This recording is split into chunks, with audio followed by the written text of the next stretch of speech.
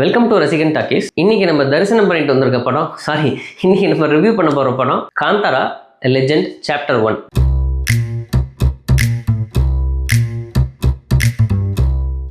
முதல்ல இது ஒரு படமே கிடையாது, இது ஒரு எக்ஸ்பீரியன்ஸ். ஸோ இந்த எக்ஸ்பீரியன்ஸ் எதோட கம்பேர் பண்ணலாம்னா, நம்ம கோயில் போயிட்டு சாமியை தரிசனம் பண்ணிட்டு வர அதே எக்ஸ்பீரியன்ஸ் தான் இந்த படம் நமக்குள்ள கொடுத்துருக்கு. எப்படி ஒரு கோயிலுக்கு போனால் ஒரு லாங் கியூ இருக்குமோ, மக்கள் கூட்டம் அதிகமாக இருக்கும், சாமியை பார்க்க ரொம்ப நேரமாகும், அதுக்கப்புறம் சாமியை ஒரு 10லேருந்து 20 செகண்டுக்குள்ளே பார்த்துட்டு நம்ம வெளியே வந்துடுவோம். அதே பேட்டர்ன் தான் இந்த படமும்.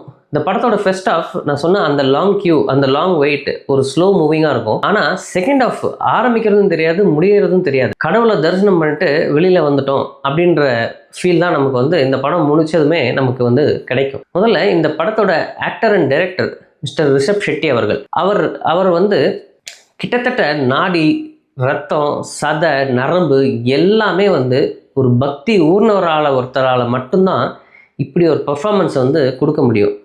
இந்த படத்தை பொறுத்த வரைக்கும் இவருக்குள்ள 2 வகையான பக்தி.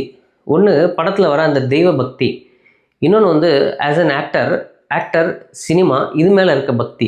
இந்த 2 பக்தியும் கலந்து செகண்ட் ஆஃப்ல வர அந்த கடவுள் சீக்வன்சஸ் எல்லாமே அந்த கடவுளை நமக்குள்ள அவர் கொடுத்துட்றார். அடுத்தது ஜெயராம் அண்ட் ருக்மணி வசந்த், இவங்க 2 பேரோட பெர்ஃபார்மன்ஸுமே படத்துக்கு மிகப்பெரிய பலம். படத்தில் இன்னொரு சின்ன ரோலில் குலசேகரா அப்படின்ற ராஜா கேரக்டரில் ஒரு ஆக்டர், அவரோட ஆக்டிங்கும் ரொம்ப நல்லா இருந்தது. இதை தவிர காந்தாரா 1ல் வந்திருந்த நிறைய ஆக்டர்ஸ் இந்த படத்துலையும் வந்திருக்காங்க. அவங்க எல்லாரோடைய பெர்ஃபார்மன்ஸும் நல்லா இருந்தது. இந்த படத்தோடைய மிகப்பெரிய பலம் இவங்க எடுத்திருக்க இந்த ப்ரிமைசஸ், காடு சார்ந்த இடமும், ராஜா கிங் அவங்களுக்குள்ள இருக்க கான்ஃப்ளிக்ட். ஸோ இந்த கான்ஃப்ளிக்டை பேஸ் பண்ணி தான் இந்த படம் எடுத்திருக்காங்க. ஸோ காடு சார்ந்த இடமுன்றனால விஷுவலி அந்த காட்டுக்குள்ளே நடக்கிற சீன்ஸ் எல்லாமே ரொம்ப அருமையாக இருக்குது.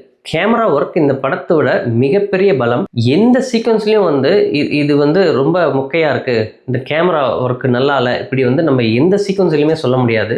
அந்த அளவுக்கு விஷுவலி இந்த படம் நமக்கு ஒரு மிகப்பெரிய ட்ரீட்.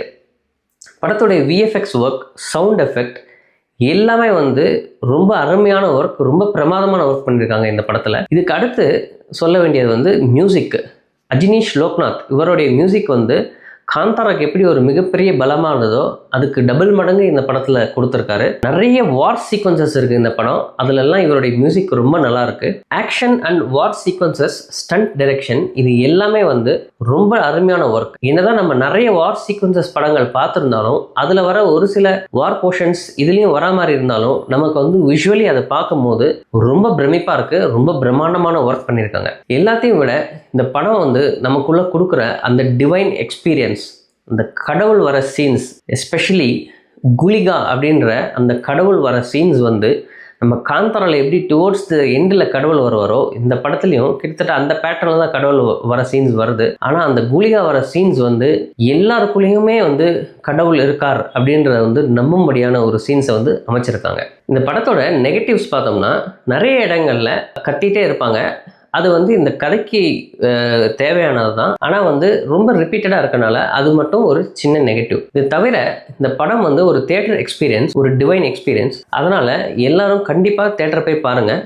இது வரைக்கும் எங்கள் சேனலை சப்ஸ்கிரைப் பண்ணலன்னா சப்ஸ்கிரைப் பண்ணுங்கள். மீண்டும் அடுத்த ரிவ்யூவில் சந்திப்போம். நன்றி.